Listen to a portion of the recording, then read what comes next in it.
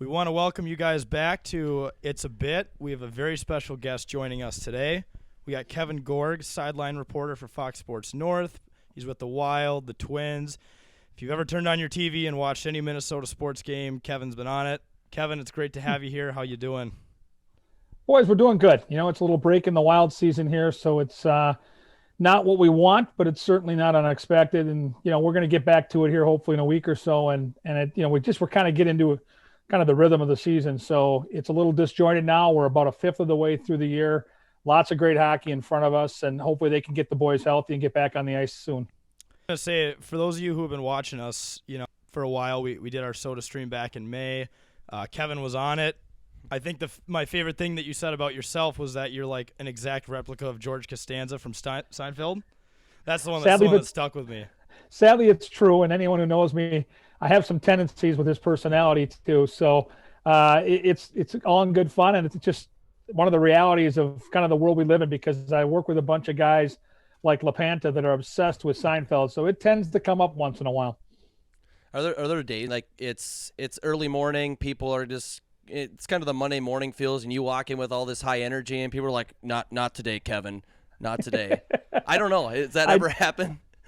Oh yeah. Cause a lot of times when I get to the rink, like before COVID times, we'd all be at Tria, and there's a media room there where people are they got the laptops going, they're on a conference call, and I'm coming barging in. I know Bob Kurtz and Tom Reed sometimes have just about enough of me, and it gets even worse on the airplane because I sit with Dan Myers, and he talks as much as I do, and we obsess over fantasy golf and fantasy football. And Bob Kurtz, in every flight we've been on with Bob, there's a point where he gets the soundproof headphones on and tells us just to shut the hell up.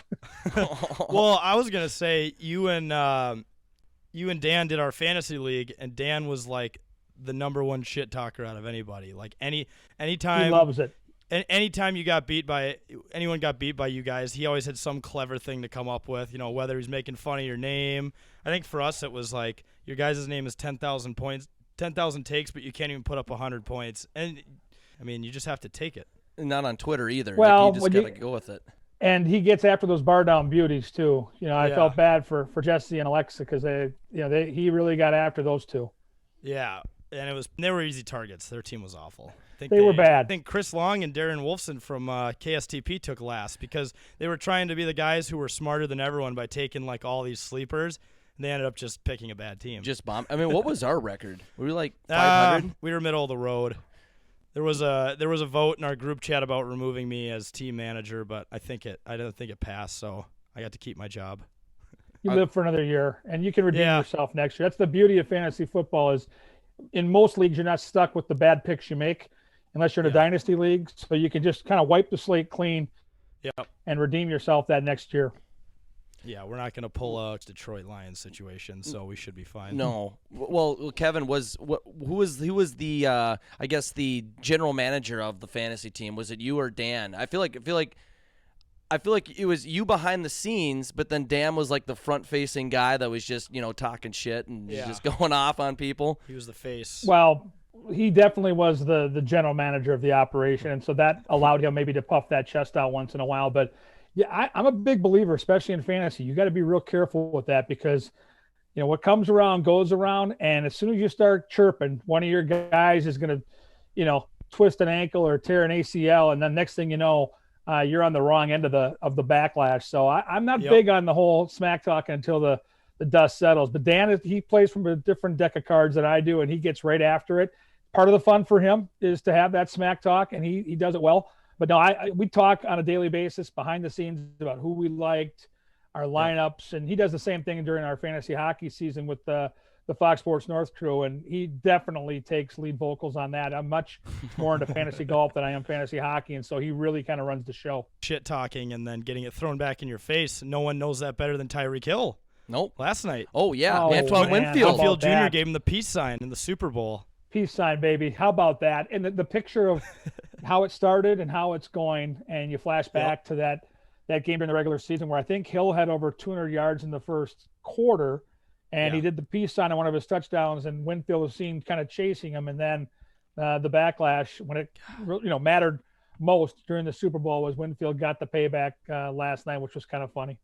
That was just an mic drop. It was the game that mattered too. So it's like, dude, like, peace out. Like, we're beating you in the Super Bowl, but like I love that Antoine Winfield got a ring, and then you see like Tyler Johnson get a ring. It's just incredible. Like on the rookie seasons, you watch these guys in Minnesota, and Antoine Winfield being the son of Antoine Winfield, who was an amazing player with the Vikings as well. Like it was just so incredible to see those guys win a Super Bowl. It was amazing. Yeah.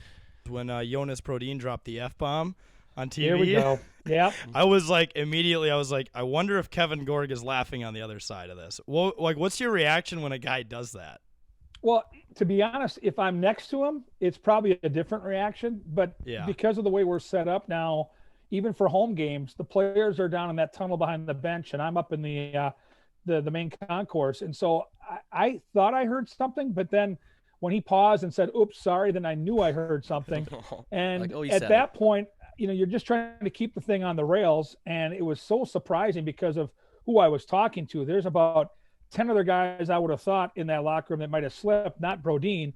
And then you're just hoping that you can continue the conversation without embarrassing the guy. And then after, of course, I get back, I was kind of in the bleachers doing that interview. I get back to my little station up there with my monitor. My phone's blowing up. All my buddies are texting, and you see the video on Twitter, and you're like, holy cow. And, again, it's 10:30 at night. Nobody wants that to happen. We're feeding that thing live to the truck. It was an honest mistake. He's a great kid. But it's one of those moments where you'll never forget it because, like Anthony next to Burt Blyleven in that Twins pregame about 2 decades ago, when he had to say, "Burt, we're live," that's a big one. The F word's a big one. We literally go back to that gaffe. Like, would you say daily? It's like a inside joke here. We're live. I didn't know that. We say it all the time. It's so bad. So well, good. I wrote a blog a couple weeks ago called "The Island of Misfit Sports Announcers," and he was one of the 5 on there for that gaffe. But I'm like, I did mention like that's just legendary. You say the F word on TV, and you're suspended for like 2 or 3 games. He survived. If you score a game-winning goal in overtime, you can say that on TV. That was such an awesome Especially goal. You get so pumped night. for those games. It was. Well, it was such a magical night too. They wore the retro reversers and the North Star colors on the ice, and the Avalanche had buried them the night before, and just the way that game played out with all the Wild players that were missing in action with the injuries. And so to see them come back and bounce back with an effort like that, and then to see the Wild, who, let's not forget, in the last couple of years couldn't even buy a win in overtime, never let the Avalanche touch the puck, and Brodin ends up getting that winner. So you're right, we're going to give him a pass on that for sure. I doubt it'll ever happen again, because I know he got a bunch of grief from the guys when he got back to the room, but it's all in good fun for sure. Well, I look at it positive for the game of hockey. I think a lot of people stereotype these hockey players in post-game interviews as just the odd guys, very dull, boring. Well, I didn't hear any uhs. I didn't hear any uhs. He said he dropped an F-bomb. He made it a little unique. Made it relatable. He made it entertaining. Yeah, he did. And I think for people that tune into the post-game show, they're trying to get the access that we don't get when the games are on national TV. I watched a game right before the shutdown here with the COVID, and I love watching NBCSN. I think their broadcasters do a phenomenal job. But if you're a Wild fan specifically, which I clearly am, the game gets over and you don't get to hear from the coach. You don't get to hear from one of the key players. You don't get to go inside the locker room. And so, the access that we're lucky enough to have at Fox Sports North, to have that relationship where whether it's a win or a loss, they're going to bring us a guy after the game to talk about it. And sometimes that might happen, but I think it's the real factor of how quick we do it after the game. And we try to do it live. We try to make it, as spontaneous as possible, nothing scripted. And, we don't want that to go on the air, clearly, especially if kids are staying up late to watch. Right. But the reality of the situation is there's nothing we could have done about it that night. Well, I know you had just mentioned too, like, he's the last player you would think would drop that. Like all the Wild players, who's the first? Who would? He's the first one. Like I'm trying to think who would be the guy in the Wild you could think of. Could you think of that? Well, I mean, that would do something. The two most vocal guys that might slip would probably be Foligno and Dumba. These guys are always talking, right? And when you're always talking and trying to fire the guys up, we've all been around a locker room or two in our day. Oh yeah. That word does once in a while come up at a lot of different. So I would guess Foligno or Dumba might let it slip. Not that they're, walking around as potty mouths, but when you're around the rink and you're in your natural environment, it does fly once in a while. So I wouldn't have been Brodeen. He's a guy that, again, a lot of these guys that come over, and English was for him, and all the interviews, it was a little bit of an adjustment when he first got to the NHL. I look back at the guy that we first had when we drafted him to who he is now and how much more colorful he is now, just how more laid back he is now doing these interviews. To me, I'll take it as him feeling really good and really comfortable after a win. And then he had a little giggle about it, and it was kind of fun. Yeah, and you mentioned Foligno doing it. I mean, we're talking about the same guy who dropped gloves, like basically when the puck dropped again that game against was it L.A.? I think it was L.A. It was great moment. Yeah, exactly. Top Every player moment. talked about the impact that play had on their emotion that night, because again, they were a team looking to find some identity on home ice. It's so different now for these guys because they got so spoiled over the years playing in front of the 19,000 fans that are there every single night, and now to come out to an empty rink, you could see the Wild were having a hard time finding that early energy in the games. And so Foligno took it upon himself to provide that. The coaching staff talked about it. Dean Evison referenced that in his post-game presser. And every player we've talked to after the game mentioned how that got the bench going. So kudos to him for doing that. He's such a great leader behind the scenes for this hockey team, such an emotional leader to get the guys going. And that time he sacrificed himself to go out there and yes, drop the mitts, which I know some people don't love. But I thought it played a huge role in that game, and I think it was a big factor in the Wild getting the 2 points. On this topic, could you imagine like someone like Jared Spurgeon like dropping an F-bomb in a post-game interview, like this super quiet guy? Off. It'd be like, whoa, are pigs flying now? Like he's just such a what world do we live in? Calm now? dude, like 2021. He's so soft-spoken, you might not be able to hear it. I mean, Jared really, he does take that, very cerebral, think about what I'm going to say, and very soft-spoken. So I would say if Brodeen was one of the last, I would say Spurgeon might be the last that would let that one fly. Just one more thing, and while we're on the topic of like Wild players, have you spoken with Kaprizov? Have you been able to talk with him at all? Through a translator, yeah. We've had a couple of Zoom conversations where, like we're sitting here right now with you guys, he's on the screen, and then just to his right is his translator. We're able to, ask him a question. We can even throw in something fun, and then right away the translator, puts it to him in Russian. He answers it, and then we get it back from the translator. So it's a little broken up, but he's got a great sense of humor and never stops smiling. We got to talk to him one of the times after game number 1 where he had scored the overtime winner. I don't think he stopped smiling during the entire interview. I don't think he had touched his hair because it looked like he had just rolled out of bed to get ready for morning skate the next day, but it was hilarious. When they gave him that helmet. Yep. The captain's helmet. With the straws in it. And he's like, love it. What do you say? He's like, go team. I think every guy at some point says, let's keep it going. And I think he was told or coached up a little bit to at some point say, okay, go team. All right, let's keep it going, boys. And then the room just explodes. Of course, they just roar behind him. It's great. More goals and more success for sure. That all translates. Going back to the Super Bowl, Kevin, wild stat for you. Did you know that you have something in common with Tom Brady? Well, it's not my looks. And I never won 7 titles, so I can't imagine what it would be. Sure. You both won an MVP for a team named the Buccaneers. Is that true? That is true. I played for the Des Moines Buccaneers in 1986. Nicely done. Good get right there. And great journalism there. Very good journalism. Yep. I think we won 8 out of the 74 games that year. So I saw an awful lot of rubber. Yep. It was great for my development, honestly, because coming from high school where I played at Burnsville and played on a really good team, I wasn't tested. When I got down there, it was baptism by fire, and I loved my year in Des Moines. I loved playing in the USHL.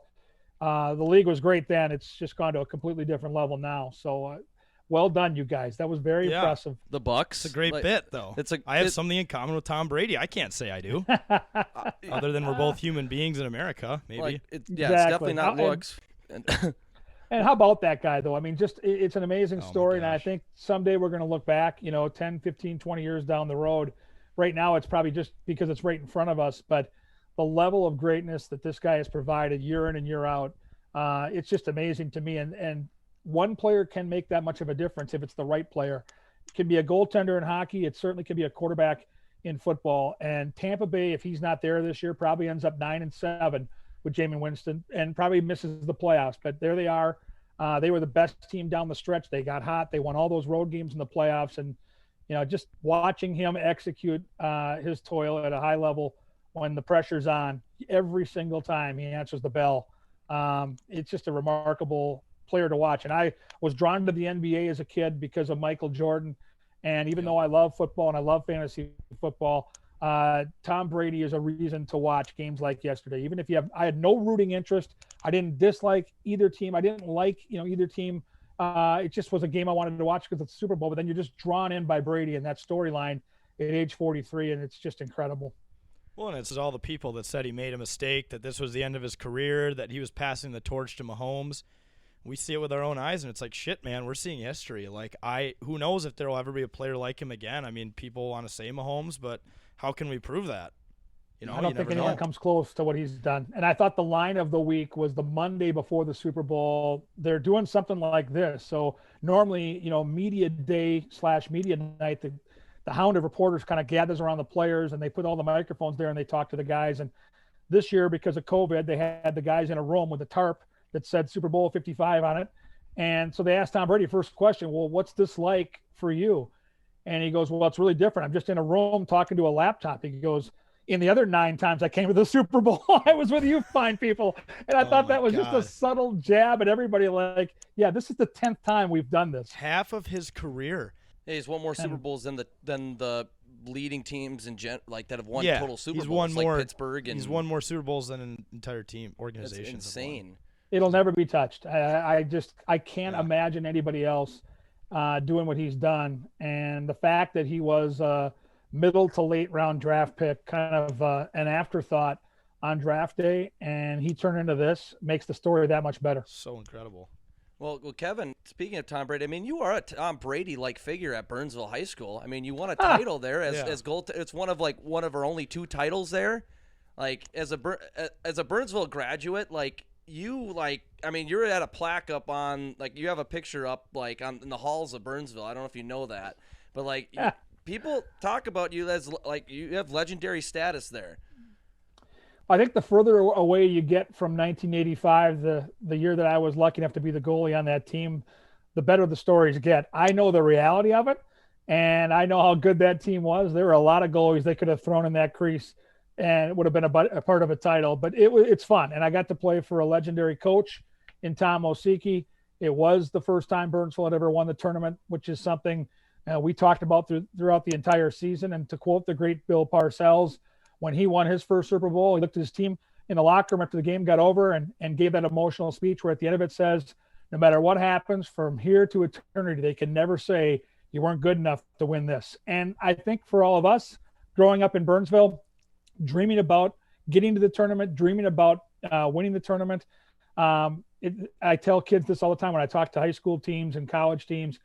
There isn't a day that goes by in my life where, at least for 30 seconds, whether it's a song on the radio, driving through downtown St. Paul, every day there's maybe one moment where I have a quick little flashback to that season and how much fun it was. And it's one of those experiences you just feel so blessed to be a part, because it's the kids you grew up with. It's the guys that you had sleepovers with when you were playing knee hockey, and all the experiences through squirts and peewees and bantams, and trying to figure out, who was going to stay the course, who's going to be a part of the varsity. And then you talk about it forever. We want to go win the tournament, and then to go out there and do it with your buddies.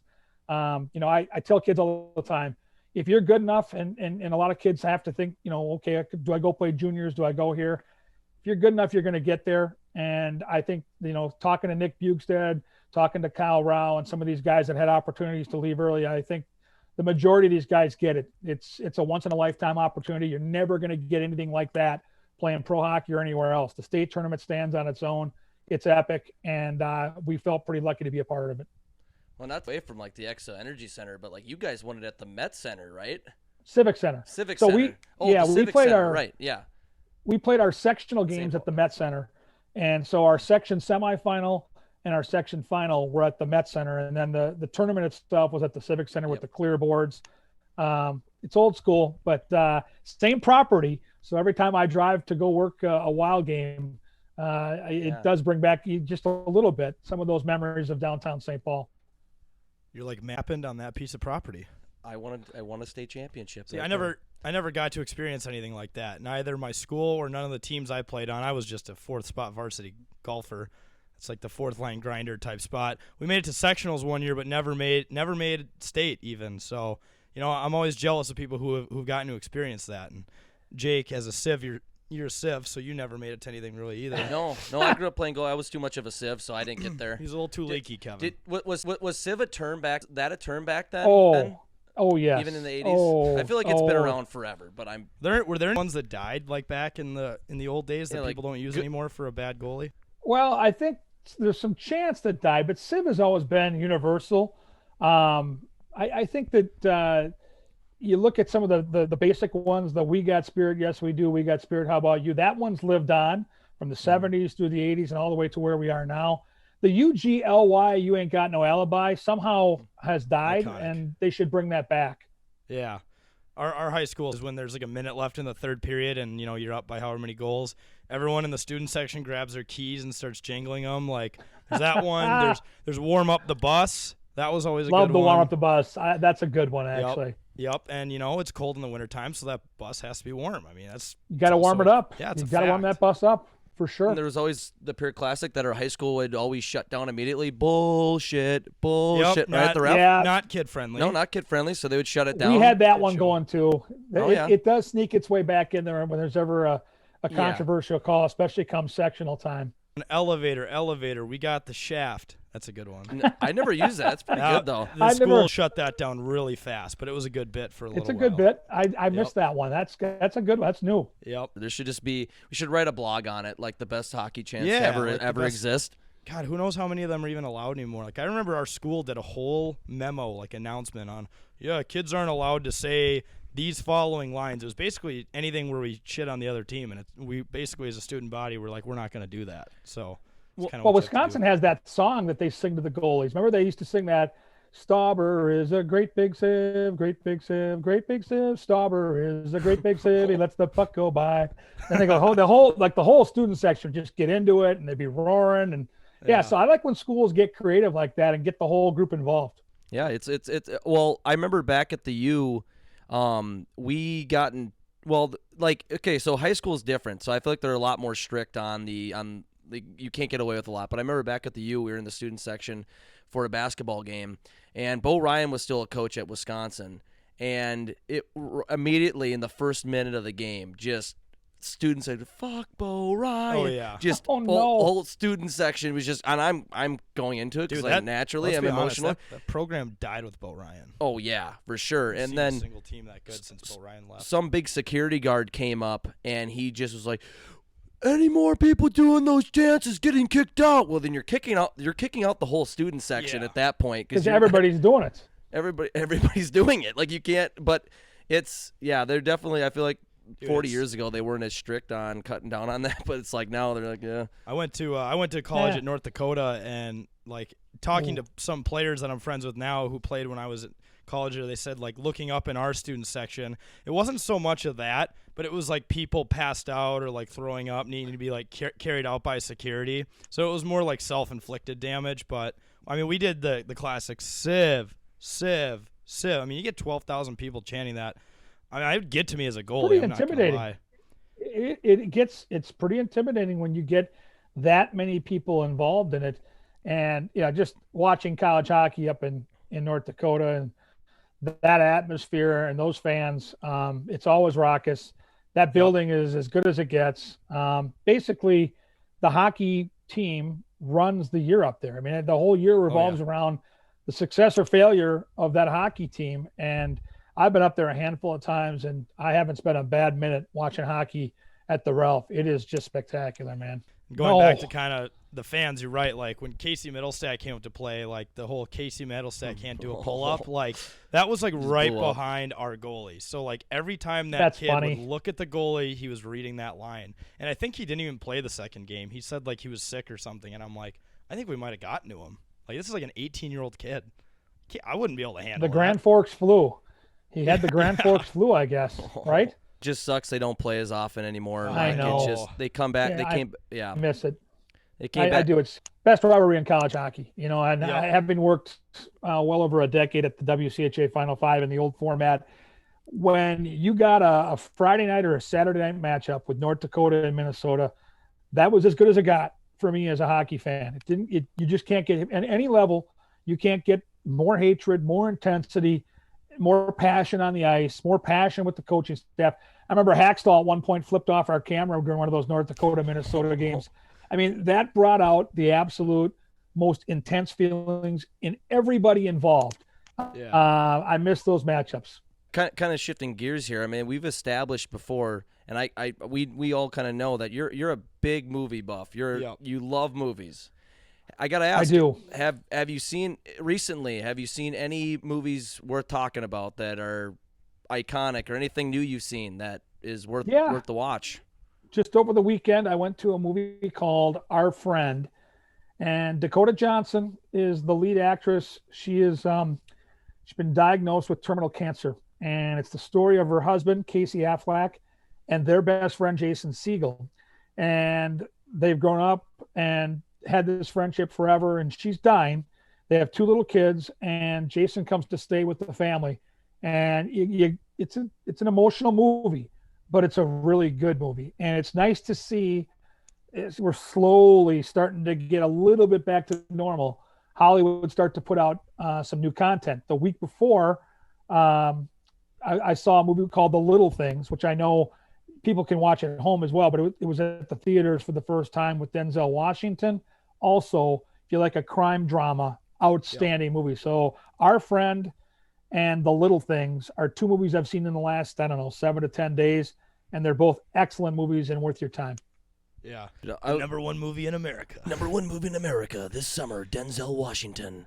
There it is. There's the voice. I like the movie voice. There's really not a movie with Denzel. I was going to say. It's pretty hard. I can't think of one. The Equalizer is amazing. Remember the Titans was a good one with him if you're a football fan. Is it Flight, where he flies the plane upside down? Oh, he's yeah. He's like an alcoholic. And then Unstoppable, he's an alcoholic pilot. Yes. Yeah. Oh, he's got so many good movies. This is a shot on the dark, but your all-time Mount Rushmore of movies, is Goodfellas on it? It's got to be in the mix. Goodfellas is one of my favorite movies of that genre for sure. Yep. You're talking Hoosiers. You're talking Shawshank Redemption. You're certainly talking Goodfellas. Comedies, for me, I'm talking Fletch. I'm talking Chevy Chase. Stripes, Bill Murray. These are the movies I grew up with. But yeah, I got to tell you, Goodfellas is really something. And for people that haven't seen it, a lot of young people maybe watching, it's definitely worth your time. It's one of those authentic movies that it's far from politically correct, and you're not going to want to have little kids around with the language and some of the violence, but you really feel like it's real. It's a real depiction of what, hardcore mafia was all about. And Joe Pesci in that movie, doesn't get much better than that. So he broke a record in that movie for the single most number of F-bombs by one actor in a movie. I think Jonas Gordine should watch that movie. I think he'd really enjoy someone else doing it a lot more than he did. Oh, God. Well, and even The Godfather, hot take here, I couldn't watch The Godfather without subtitles. The semi-legal service I was streaming it through didn't allow subtitles. I couldn't hear anything they were saying. I couldn't understand it. They have such thick accents. And you got to block off a long sequence of time to watch any of those Godfathers. And it's one of the rare movies where the sequel, Godfather 2, in a lot of people's opinion, is better than the original, which is very, very rare. Yeah. It's just block off a whole day and watch them all start to finish. I just know that my daughter's wedding. I just know that bit. And Al Pacino is just fucking awesome. And then there's a scene where a guy gets shot on a boat. That's iconic. Yep. Right? I think. Yeah. People get shot. James Caan. There's a lot of people get shot. This guy happened to get shot on a boat. Horse in the bed or whatever. Horse in the bed. That's pesky for sure. Well, it's worth your time. Speaking of mob movies, we got to go on a Militia podcast where they interviewed an Italian mobster who was actually living in L.A. and he knew the guy from, was it Casino? So he knew the guy that Robert De Niro, the character that Robert De Niro played, he knew that guy in real life. Yeah, and he said he was there on the scene, and they were doing the scene where he shoots a guy in a fountain, and the real guy was there. Pool. And he's like, no, you're not doing it right. And he's like, you're not doing it right. It's a movie. And he's like, how do you know that? He's like, because I'm the guy who killed him, in real life. So they were like, same stories. They had the real guy on the scene, and he's like, no, I didn't kill him like that. It's so fucked up. Crazy. And obviously he's still out and among us. So interesting that he's willing to talk about that. It's insane. It's bananas. Yeah. I think his name is Ori Spotto. He actually has a book out. Yeah, called he does. I forgot what it's called. It's like the Accidental Gangster. The Accidental Gangster. Yeah, that's right. Oh, that sounds really promising. What's your like go-to genre? Like if you were gonna sit down and watch something like right now, where would you start? For me, I love a courtroom drama. I love like A Few Good Men comes to mind. Oh, yes. You Can't Handle the Truth. Yeah, there's one called The Jagged Edge, which is also good with Jeff Bridges. I love a good courtroom drama. Probably the benchmark for that one. Yeah, A Few Good Men probably, but there's something about that type of movie that draws me in. It just it's those are my favorite. Have you seen, I think it's the Chicago 7? I have not. So it's about a bunch of guys who incited the Chicago riots. Sacha Baron Cohen plays an American in that movie, and he does such a good accent. But it's like a Netflix original about they all got tried for inciting violence, and some of them were college students, others were kind of like stoners and activists, and I don't know. It's just another good one if you like court case type stuff. So it was like based on true events, so I'd check that one out. Chicago 7. I got to check that out for sure. And yeah. I end up watching Dateline 2-3 times a week. I love trying to solve the mystery of it. Some of it gets a little depressing and a little heavy, but shows like that where it's true crime or it's a courtroom drama seem to always draw me in. What's that movie? I think of the name. It's an older movie, I think. It takes mostly in place in a courtroom. It's like someone was killed by anesthesia. The Paul doctor, Newman. Yeah. Is it Paul Newman? I believe so. Yes. I gotta think of the name of this. Hold on, I'm gonna Google it. Yep. Because you got it. I forgot what it's called. It's so good. It was. Yeah, it's known to be kind of the. What is it called? Courtroom. Yeah, because like a doctor gave too much anesthesia. They tried covering it up. It's called The Verdict. Yeah, it's called The Verdict with Paul Newman. I want to say Gene Hackman's in that movie as well. Excellent movie. Good call. Yeah. Gene Hackman, he's the guy in Hoosiers, right? Yeah, he's the coach. He's the coach. Yeah. Norman Dale. Yep. Oh, that movie is my all-timer. Love it. I just love the way that movie kind of takes you back in time, and it reminds me of the Minnesota State High School hockey tournament. It's the Indiana basketball tournament. It's a true story. And he plays Norman Dale, the head coach of Hickory, and it is just a phenomenal movie. Yeah, the movie and like movies like Rudy just give me goosebumps. It's just love Rudy. It's just incredible films. It's just Rudy's one of those movies too. You don't have to be a football fan to appreciate the story. It's just such a cool story of persistence and passion. Right, this kid is not going to be denied. He had no right making it onto that football field, but he did it with his heart and his effort. And that just, I think you don't need to be a sports fan to love the movie Rudy. And, it's like, I'm not a big boxing guy, but when Sylvester Stallone came out with Rocky, I was drawn in, because of the character. The character in that movie drew me in. And that's to me what Rudy does as well. You had 3 of them out there. Hit the one in the middle. Yeah, it's his classic. When he's up against, what's his name? The guy who plays the Russian. Drago? Yeah, the best one, in my opinion. If he dies, he's great. Yeah, that's before concussion protocol, boys. Oh, yeah. For sure. Yeah. They probably can't have a movie like that again, promoting that much. Just promoting. Punching. Yeah. Just insane. But no, Dolph Lundgren, that's the name of the Lundgren, actor. yes. That's what I was thinking of. Nicely done. Yeah, Nicely done. Yeah. We know our movies. Bridget Nielsen played his girlfriend. Remember her? The tall blonde? Yeah, Bridget Nielsen plays his gal. Dolph Lundgren was the bad guy. No, it was Dolph Lundgren's girlfriend. Oh, his girl, the blonde one, right? Yeah. Mother Russia. I remember like Rocky's training in just this shitty cabin, and Dolph Lundgren has like the crazy state-of-the-art thing where it's like flashing like the technology. They're playing that. Yeah, Rocky's out there. He's got the playoff beard going. He's out in the wilderness. Yeah. Oh, those movies. They're so good. I love those Rocky movies. It's great. Is it? I saw online. So is it true that you drove to Litchfield by yourself to watch Onward? I did, and it wasn't about Onward. It just I hadn't gone to a movie in so long, and I'm a big if you can try to find an outdoor drive-in venue. I drive out to Woodbury all the time to the one down 94. They're just short of Hudson, so that was the only one available. It was a weekend night where I'm like, I'm just going to go check this place out. It was about an hour and 45-minute drive, and nice. It's a cartoon movie, so you're not going for the movie itself, but you get the popcorn going. You get the movie on the radio with the stereo sound, and it was magical.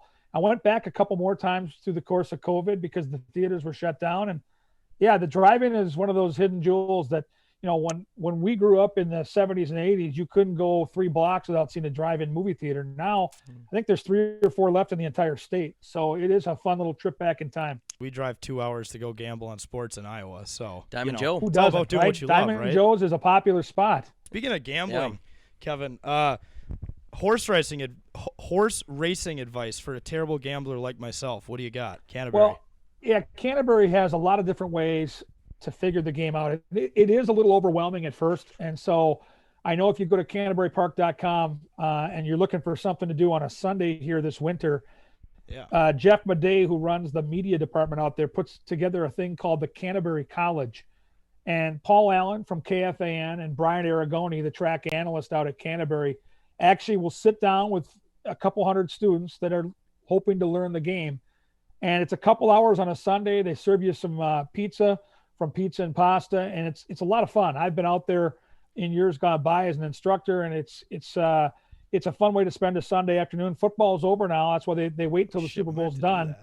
And if you go to CanterburyPark.com and check it out there, it's called Canterbury College, and it's very affordable.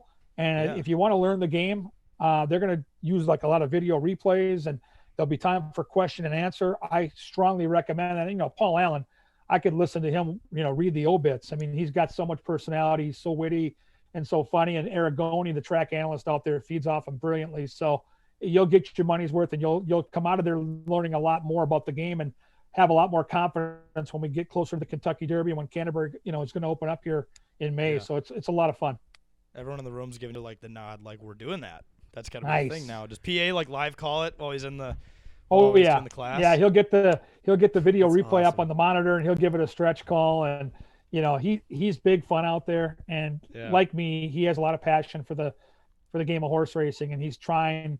Again, we're trying to cultivate new fans, and I think the more you can bring people to the game and have them feel less intimidated, because there's all these numbers. You open up the racing program or the racing forum, and it's intimidating because you see it's a digital printout of what these horses have been doing. And Canterbury College helps you kind of sift through that. So the next time you go to the track, you got a little bit of idea of what those numbers mean. Does PA those classes sound like really cool. Like does PA come out and talk? Does he talk to the students, I should say, when you attend that? Yeah, so he's up there with Brian Aragoni. They've each got a microphone, and they kind of play off each other and run through the quote unquote lesson plan. And then you'll watch some actual races from across the country. You'll take a look at their past performances. You'll try to figure out, what each horse is going to do inside that race, and eventually try to pick a winner in that race. And then people, end up making some bets on the races, and it's very interactive and it's very entertaining. So Canterbury College, I highly recommend it. It's big fun. Sounds already more valuable than any class I took in my 4 years at school. So I would be very interested in that, but I'm worried I'm going to show up there and I'm just going to do random PA spouts when he's there. No! Start going He's like, off. who the hell is this kid? I'm out of here. I love it. No, imitation is the greatest form of flattery, and he'll get a big kick out of it. I think he gave me a 10 out of 10 on one of the lines because we had him on the Soda Stream back in May that we did, and nice. We did impersonations. We did each did Mine 3 was lines. It was. I like that. It was. You'll have to bring loved some of those out there to the Canterbury College and see how he reacts. Yeah, we're gonna have to do 100 that. people. Show up there. 100%. You've got to be kidding me.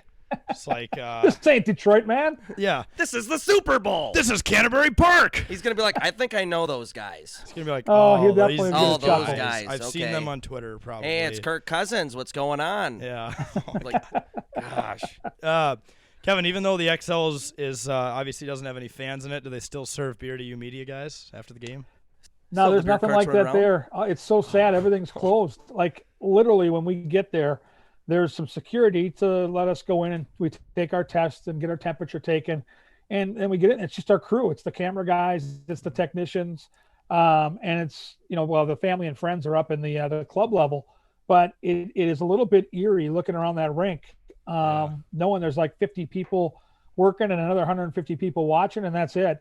Once you start watching the game, though, and you just start locking in on the ice, and They've got the crowd noise built in, which kind of sounds like a video game, but Yep. you kind of get used to it. And if you're not really paying close attention, it does feel very normal. And then all of a sudden there'll be a whistle and the puck will fly over the plexiglass into like an area with 5 empty sections. And then you remind yourself of just how strange this world is right now.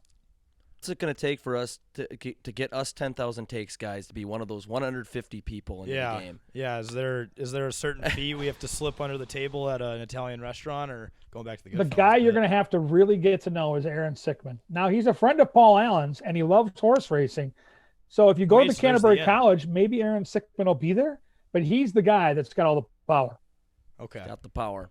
Mm-hmm. Maybe we could find the connection. Well, let's see what we can do. And I think we'd be valuable to cover the game, because what we always say is the only difference between us and ESPN is a few $1 billion. That's it. And they can't hardly cover hockey anyway. Yeah, well, they don't know. Marcus Johnson. They called him Marcus Johnson on the app. Said the game was in overtime. It was in the third period. I think it was the first period or second period. God. They say it was going to overtime, and Marcus Johnson scores in overtime. We started a whole movement on that. Does ESPN hate the Minnesota Wild? Well, they hate hockey. I guess so. They must hate hockey. That might be the whole thing. Yeah. But I saw you had a tweet out a couple weeks ago. Speaking about the Wild, they had that huge. Who did they beat in overtime? About a week ago. Was it Anaheim? No, it was the. Oh gosh, it was a week ago. Well, when he said the F-bomb.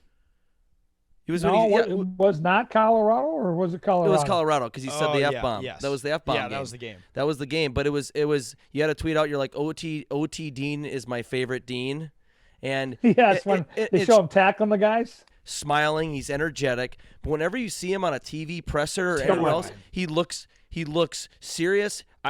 We've talked about this as a running joke. He looks like that, that prom dad of the girl you're taking to prom who says you got to be home by 7 or I'm gonna just hates your guts, like just threatens you, like. But it's like, so I mean, what is he like that all the time? Like, I'm sure you've talked to him. I mean, he's very serious. Like he's locked in. He's an intense guy. There'll be times when you get him away from the rink and he'll be fun-loving and tell jokes and wisecrack, but when he's at the rink, he's all business. And so you're right. You see that stoic guy, that serious guy, every presser, every time they show him on the bench during a game, there's very little expression. But we've seen him now in a couple overtime wins. He tackled Tony DaCosta, our equipment manager.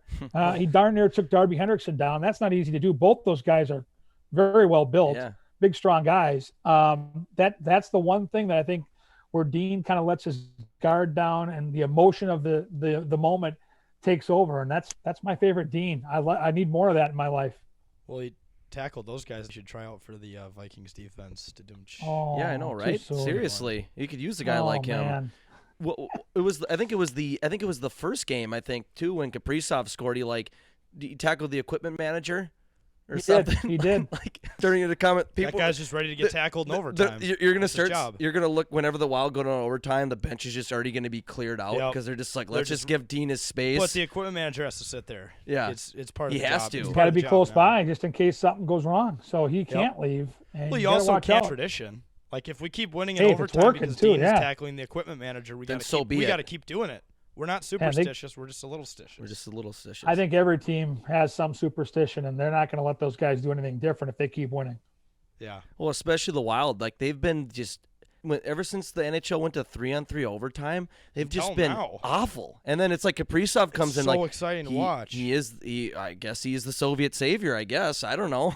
Yeah. Well, you got him, you got Fiala, and then you got those defensemen that can skate. Dream team. You've got guys now that when you play 3-on-3 are more of an asset. When this whole thing started, the Wild weren't built to be that team. That's starting to change.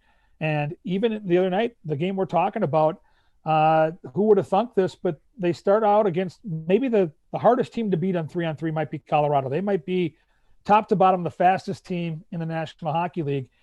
And Brodin, Eck, and Greenway start that 3-on-3.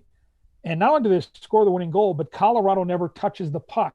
Yeah. Let that sink in. That does tell you something about how this roster is kind of evolving. And Jordan Greenway, to me, is the best story so far in the early season. We're only 11 games into this 56-game schedule.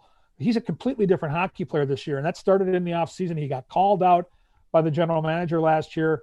He got in better shape, we noticed it right away in camp. He looked different. Just even seeing him through the plexiglass, he looked more fit. He looked quicker on the ice, and he's a different hockey player right now. So I hope this break isn't too long, and I hope he can keep building off what he's done, because he has been remarkably good. And that was one of those young guys you were hoping would take the next step. And I think Bill Guerin put the pressure on him to do that or be done. And clearly he got the message and has done the right thing with it. Well, and when you see 3-on-3 stories like that, you know the chemistry's there, because that takes an incredible amount of chemistry when there's only 2 other people on the ice with you. So it's so exciting to watch those overtimes on 3-on-3. Oh yeah, I love it. It's incredible. Just seeing some young players in Minnesota. Like, you just see all these teams around the country that have these, like, they've been just totally way more talented and built out than the Wild, and now they're finally getting some young players, and they're like, Guerin, he's going to guarantee Oh, a that's a good championship bid. here. Did you just make that up? No, I did not make that up. I have seen that before, so do not take that from me. But I don't even know where I saw it, but I know I didn't make it up. I made up Billy Gamble's, because some of these off-season moves were huge, but I mean, you got to do something, right? I love the. Got to try something, right? Yeah, you got to shuffle the deck a little bit, and that he's made it clear he's not afraid, and he'll listen to trades, he'll try different things, and this is a completely different looking team than we even saw a year ago, and he's still trying to figure it all out. They're not where he wants to be yet, but they're, I think, trending in the right direction, and we'll see where Pittsburgh finishes up. But you've got another high-end draft pick there that if Pittsburgh could somehow miss the playoffs, who knows where that pick will land. So, yeah, there's some reason for hope. The Wild finally have some prospects that you're excited to see them come here and see what they can do. We just had the Russian kids show up, but Boldy's still in the offings. And, I know the health issues of Marco Rossi have been tough to watch, but by next year, come training camp time, there's a pretty good chance that he'll be back and ready to make his push to make the NHL roster. So there are some reasons to be hopeful for the next couple of years of Wild hockey. Yeah, %. Well, before we kind of wrap this up, I got to ask, what hat are you wearing? Is that a Notre Dame Irish hat? It's a golf or brand. Is it Rosemont? It's a golf brand. It's a golf brand. Yeah, it's called Live Okay. Lucky. I'm a Catholic guy, but I'm not a big Notre Dame guy. I'm okay with Notre Dame. I got nothing against the Fighting Irish, but no, this is just I have this hat in like 4 different colors. It's a super comfortable hat for when you go out to the golf course. And so tonight I'm wearing the black version to go with my State of Hockey sweatshirt. I was wearing like a Rosemont Irish hat. I'm like, you're a Burnsville well, they were the Braves at the time. No, we're the Braves. Yeah, you're a Jake, don't question his loyalty. I'm sorry, okay? You were a Burnsville alum wearing a Rosemont hat, but whatever, that makes not sense. happening. Not going to happen. What's Now, your Aaron go-to golf Sickman, course? the guy that you go-to golf course for me, Yeah. the Legends down in just outside of Northfield in Lakeville. Yeah. Mike Luckcraft, the head golf pro there, is one of my best friends and teammates from that '85 team, and I love the Legends. They've got a terrific golf course. More important, they got a great 19th hole, a great bar and restaurant for after golf. Really cool spot with a fireplace. You sit there with your boys after golf, and it's great food, great drinks, and just a really cool atmosphere. So I highly recommend the Legends. Some would say that 19th hole is more important than the all 18 combined. Mm-hmm. It plays a pretty big factor in whether you're going to come back or not. You can golf anywhere, but you better have a good spot for after golf, and that definitely provides a pretty cool backdrop there. Yeah, I'd say that'd be a good course to do a round of golf with you, Kevin, Anthony LaPanta, and Kevin Fallness. Yeah, we have to make it happen. Fallness can caddy for LaPanta. I don't know if we're going to let him actually play. He'll show up in his bare feet. Yeah, pictures of his feet. Every hole. I wish I had his voice. He's got the pipes of gold, man. Yeah. Like Kevin posted a picture pregame. He's in the booth and everything. And like he tagged the Wild in it. I responded to it and I said, "Where are your feet in this photo, Kevin?" And the Wild are like, "Is there something here we're missing?" And I was like, "Yeah, we'll fill you in later on that." Like the Wild's Twitter him and those account. feet. Him and those feet. Oh goodness. Yikes. Before we close this down, Kevin, we're gonna do our signature bit here, the rapid fire. I think you probably remember doing it back in May. Oh, very well. We've changed up the questions quite a bit, and for the level of effort we put into it, that's about 4 of them. So hopefully you don't remember your answers from before. But you ready to do it? Yeah, let's try it again. Rapid fire again. All right. You're on a ship and it crashes and you wash up on an island. There's one other ship that crashes with a type of alcohol in it, and it's just full of barrels of it that you get for the rest of your time on the island. What is it? Diet Coke. That's a no-brainer. Diet Coke. Diet Coke. All right. Diet Coke. I'll take it. Yeah, 100%. How many 4th graders could you fend off in self-defense? I can't outrun them, so that sucks. I would probably say 3 or 4, but after that, I'm in big trouble. All right. Yep. Minneapolis or St. Paul? Well, I mean, I work in St. Paul. I have to go with St. Paul. I went to college at St. Thomas, so I'll give St. Paul the slight lean. I love them both. Yep. Fair enough. Would you rather slap a random baby or your own grandmother? Jeez. It's brutal. My grandmas are both no longer with us, so I'll say them because they won't feel it. Yeah. Oh, good call. Good, That's actually good a different spin on the question. Would you rather walk to work, so to the X, in heels or drive to work in reverse? Oh, drive to work in reverse. I can pull that move off. I did that in high school. Yeah. That from Grand Theft Auto. I'm not putting heels on, boys. Would you rather never speak again or always say what's on your mind?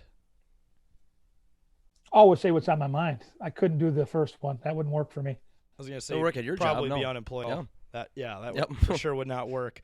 If you were given an all expenses paid trip to Cleveland, would you take it? Absolutely. I love Cleveland. We did talk about this in May. It's that. a little hidden jewel in the summer. I've been there in the winter, but in the summer where we stay, it's about a 1 mile walk from the ballpark back to the hotel, and the downtown area has a bunch of really cool open air restaurants and bars. Very vibrant, very fun. So I'd for sure go to Cleveland. Well, now Rock and Roll Hall of Fame. I can go check out yeah. Madonna and Journey. Are you kidding me? Yeah. I'm in. That'd be well, awesome. the city of Cleveland sponsor. Yeah, not a sponsor yet. You can also go there and watch Rosario hit bombs now. So Yep. that's just another another. Yeah, bonus. probably against us. That's the way it's going to play out too. Every time he plays the Twins, it's going to be nuts. What's more realistic, ghosts or aliens? They're both real to me, but I would say more likely ghosts. I believe in that whole ghost thing for sure. And some of the hotels we've stayed at over the years with the Twins, like the Pfister in Milwaukee, are absolutely haunted. So I'm going to go ghosts. Yeah. Would you rather always wear one rollerblade on your foot or have someone walk in front of you that's going a little slower than you want to go? Probably the person in front of me going a little bit too slow. I'll just have to take it down a notch. And the one rollerblade thing would be very painful. I'd probably break an ankle at some point. That wouldn't be fun. Can you imagine he's sitting there on TV a little lopsided because there's a rollerblade on one of his feet? Yeah, you just see him like Awkward. A little at an angle. Oh. Or just slowly just slips and falls in the middle of the post. That'd be good TV, actually. We got to do it again. Yeah, that'd be a good. Oh, we're live. I didn't know that. Oh. Sadly, if that did happen, we'd be the first account on Tabit. So Yep. you Absolutely. can always look at us We'd for love that. Final question. Well, we should have changed this one up for you. If a movie was made about your life, who's going to play you? Come on. I mean, Jason Alexander, he's a lock, right? And he's got the hair.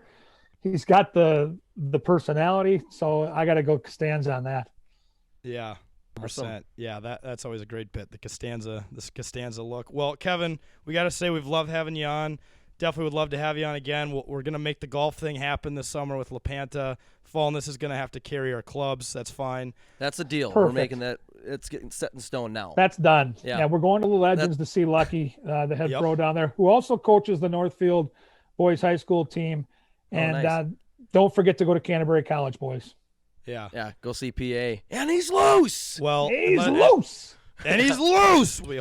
We hope to see you back on TV. We hope to see the players back on the ice. It's crazy times, and now with football done and the Timberwolves not being an option, we just got to get through it. So, yeah, we'll get back to it soon enough. Bill Guerin told us today that he believes strongly we're going to get all 56 games in. It's going to be a lot of hockey in a short period of time, and we can't wait to do it. I can't wait for it. The more hockey, the better. Very good problem to have. And the Wild look like they're going to be relevant for the top 4 and make the playoffs, hopefully. So I'm all for it. I just can't wait to get back and do it again.